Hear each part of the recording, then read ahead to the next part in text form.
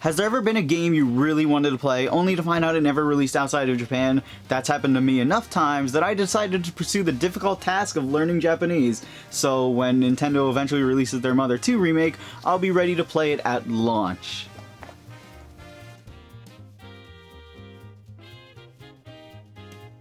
What the f- There's many reasons to import a game from Japan. Sometimes the box art is just way nicer than what we got in the States. Maybe the game released there first and you want to get it early. Or maybe you just want some acid and LSD. Most of the time though, a game is imported because it wasn't released outside of Japan, thus making them Japan exclusive. Mother 3 might be the defining example of a game that never left Japan. The vocal demand for that game remains unmatched, and it's been going strong for 14 agonizing years. So while Mother 3 takes the spotlight, there's unfortunately many other games that Nintendo gave the same treatment as Mother 3, never to be enjoyed by the rest of the world. Fortunately, Chibi-Robo was not one of those games. Chibi-Robo is a series that, in complete sincerity, was always destined for failure in the West. The original was released at the tail end of the GameCube's lifespan, when the average Nintendo man already had their focus on the upcoming Nintendo Wii. The DS spin-off, Park Patrol, could only be bought at Walmart, and Chibi-Robo Ziplash. Given that Park Patrol and Ziplash were spin-offs of varying quality, it left the franchise with only one game that was part of the main series. But only in Japan was there a game that could rightfully be called Chibi-Robo 2. Okaeri Chibi-Robo Happy Richie Osoji, or Welcome Home Chibi-Robo Happy Rich Big Sweep, was released for the Nintendo DS in 2009, and manages to cram the same scale of exploration that the original GameCube game had onto a Nintendo DS cartridge. Park Patrol was a fun game, but it was essentially a gardening simulator that was clearly designed with the limits of the DS in mind. The developers of Welcome Home Chibi-Robo looked at the 512 megabytes that a DS cartridge is and said, yeah, that's enough. Like the original, you have a full house to explore with so many things to find and so many characters to interact with. It's such a great game as far as I can tell, and the reason I say as far as I can tell is because I can't read Japanese. While best known for Chibi-Robo, Skip, its developers, actually created more games under Nintendo's umbrella. They made these Bit Generation games, which are just as artistically impressive as they are confusing, but most notable are their two other major releases, Giftpia and Captain Rainbow. It's quite obvious just by the style that these are by the same developer, but they're both much more text-heavy than Chibi-Robo ever was. Captain Rainbow's story focused on past their prime Nintendo characters like Birdo and Little Mac, so it became notable enough worldwide to get an English fan translation, while Giftpia is just kinda dead. It's a shame because the game's art style always had me interested in it, but unfortunately I don't think non-Japanese readers will ever be able to fully experience it. But moving on to something that has absolutely no reading requirements, Kuru Kuru Kururin was a pretty neat Game Boy Advance game despite the awful title. You may have never heard of it because although it made it to Europe, it never made it to America, strangely enough. The gameplay was as simple as a game could be. Your aircraft is spinning and you gotta make sure it doesn't hit the walls. It got a sequel only a year later titled Kururin Paradise, but just like told in Evolutionary Theories, the series soon became a GameCube game. Kururin Squash released in 2004 and it took the series to new heights, giving it graphics and gameplay. With such a bare game concept, it's surprising how much effort went into this game. They expanded on the gameplay by adding power-ups and bosses, while giving the game an absolutely gorgeous visual style, even telling the game's story with these puppet-like cutscenes. It's a pretty unique game, and I feel like if this one made it over to the West, it would be considered one of the great GameCube games that deserve more attention at release, like Gotcha Force and Path of Radiance. Animal Crossing. I love Animal Crossing because it stands as the only game where you cross animals. That, and you can buy used memory cards to see some poor kid's childhood. Let's see what wonders await in the town of Doom 3. In America, the Animal Crossing series is pretty simple. We had Animal Crossing Wild World, Animal Crossing City Folk, Animal Crossing New Leaf, Animal Crossing New Horizons. Yep, that's all 5 of them. Each subsequent game takes the Animal Crossing gameplay to a new console, while adding in new mechanics and features to change things up a bit.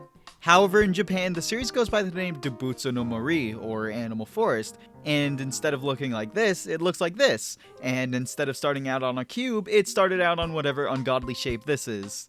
It's no surprise a text-heavy game like this never made it to America when it was released the same year as the GameCube. It's mostly the same game both graphically and gameplayly, but it still has some minor and major differences. The Able sisters, Blathers, and Kappa are all missing, all of which have become iconic parts of the franchise. Despite the fact it's missing some key components, seeing Animal Crossing on an N64 cartridge is surreal with how iconic it is as a GameCube game. Now as for Dobutsu no Mori Plus, it was actually just another step towards what we know as Animal Crossing. This version was released just 8 months after the original on N64, but included the missing characters plus some other additions such as being able to add more floors to your house and more Famicom games.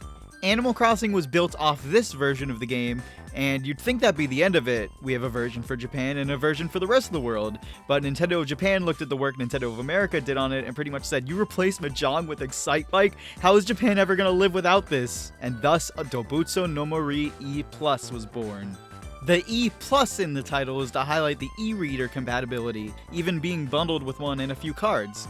It's easily the definitive version of the game, adding new islanders, town decorations, more KK songs, Game Boy Advance minigames, and many quality of life improvements. Overall, I give Animal Crossing E Plus a B-. The 2000s was a different time. You'd drive 20 minutes to your local Target, go to the video game section, and then pay $19.99 plus tax for Ice Climber. The classic NES series brought NES classics to the Game Boy Advance before every game system had a digital store. We got pretty good third-party titles like Castlevania, Pac-Man, and Bomberman, but of course we got a bunch of iconic first-party titles. Super Mario Bros., Donkey Kong, Excitebike, Metroid, Dr. Mario, both Zeldas, and Ice Climber. That seems like a pretty good lineup of NES games, but over in Japan, well, that's at least double. The line went under the brand of Famicom Mini, which makes it hell to search for in 2020. There were nearly 3 times as many games in their lineup. A few were heavily text-based, so their exclusion from the classic NES line was understandable. But for what reasons are you keeping Balloon Fight, Clu Clu Land, Kid Icarus, or even Super Mario Bros. 2 exclusive to Japan? Beyond the games themselves, the packaging was way more interesting too. Elsewhere in the world, they came in standard Game Boy boxes, but in Japan they came in a box that had a smaller box inside that replicates the original Famicom boxes. That's so neat! And there were 3 series collection packs putting everything into separate collector's boxes with such cool artwork on them. God, I love cardboard. The 2000s was a different time. Donkey Konga existed. They were music rhythm games for the GameCube that used the DK bongos, with the DK standing for "Oh my god, I can't feel my palms." They were more or less a culturally acceptable way of bringing over the Taiko no Tatsujin games, and god, what I wouldn't give to be one of the people on the North American Donkey Konga box art. The soundtrack of the game of course had the classics like the Kirby Right Back At Ya theme, the Pokemon theme, the Super Mario Bros. Theme, the Zelda theme, the DK rap, What I Like About You, like wow, I Think I Love You, what is this? 80% of the soundtrack is stuff that I don't even think was popular at the time. Like yeah, I'm going to buy my Donkey Kong music game so I can bang my hands against some plastic to the rhythm of Itsy Bitsy Spider. Just playing some good old video games before I go back to prison. Donkey Konga 1, however, can't compete with Donkey Konga 2's lineup of classic video game music, featuring the Donkey Konga 2 theme. However, in Japan, there was a savior, a game that delivered what we wanted in the first place, Donkey Konga 3.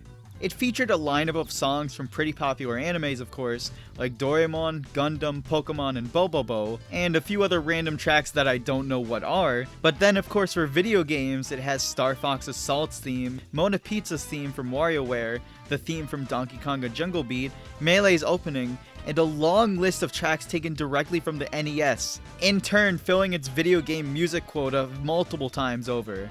That's not it for the Donkey Konga games though, because each version released throughout the world had a different soundtrack. The European and American soundtracks are pretty close between the first 2 games. Of course, the Japanese versions have the most wildly different soundtracks, containing much more J-pop and anime music. Obviously this was changed because if you were caught listening to this kind of thing in 2003, you'd probably lose your friends and your wife. Nintendo has a pretty good track record with releasing their consoles worldwide. Most of the ones we miss out on are special editions like this Astro Boy Game Boy. However, there's still a few major releases that were kept exclusive to Japan for one reason or another. There's the Game Boy Light, which is the first actual usable Game Boy, the Famicom Disk System, which was an add-on for the Famicom that used floppy disks, allowing for save functionality and higher quality sound, the Satellaview, which broadcasted exclusive games to your SNES console, such as a full remake of the original Legend of Zelda, and the 64DD, which I think you can guess what it was an add-on for. No. It used discs of the non-floppy variety and had a total of 9 discs released for it, some of them not even games. For the most part, these systems are just cool experiments. There's not too much you'd want to play on these that you couldn't play elsewhere. The only game I can easily think of on these systems that I see people going out of their way to play is the F-Zero X expansion kit, and that less so shows the quality of the add-on and more so shows the desperation of F-Zero fans. Now, just about every game I've talked about is pretty accessible nowadays. You can go on eBay and there's always at least one Donkey Konga 3 for sale, thank God. But there's a mysterious Game Boy Color game that I have never seen anywhere for sale. Mario Family. It seems to be pretty damn rare, and the only evidence I could find that proves it even released is a picture of the box. That's kinda crazy that there was a Mario game only released in Japan as late as 2001, especially with such a mysterious title as Mario Family.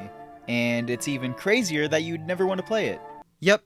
This game is just meant to connect to a Game Boy accessory called the JN1000, which is, in fact, a sewing machine. The game features a variety of Mario patterns for you to sew, and that's really it.